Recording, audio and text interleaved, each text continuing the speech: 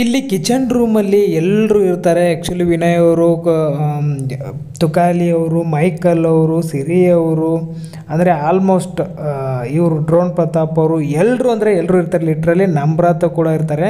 ನಮ್ರತ ಕಿಚನಿಂದ ಅಲ್ಲೇ ಇರ್ತಾರೆ. ಕಿಚನಿಂದ ಸ್ವಲ್ಪ ಮುಂದೆ ಹೋಗ್ತಾರೆ. ಏನೋ ಒಂದು ಬಾಣಲಿಯಲ್ಲಿ ನೀರು ತೊಗೊಂಡು ಹೋಗ್ತಾ ಇದ್ದಾರೆ. ಆ್ಯಕ್ಚುಲಿ ಅವರು ಹೋಗುವಾಗ ಇಲ್ಲಿ ಮಾತುಕತೆ ಶುರು ಆಗುತ್ತೆ ಕಿಚನಲ್ಲಿ. ಏನಂದರೆ ನಮ್ರತ ನೈಟು ಸ್ನೇಹಿತಗೆ ಫುಲ್ ಮಿಸ್ ಮಾಡ್ಕೋತಾ ಇದ್ದಾಳೆ ಅಂತ ಫಸ್ಟ್ ವಿನಯ್ ಹೇಳ್ತಾನೆ.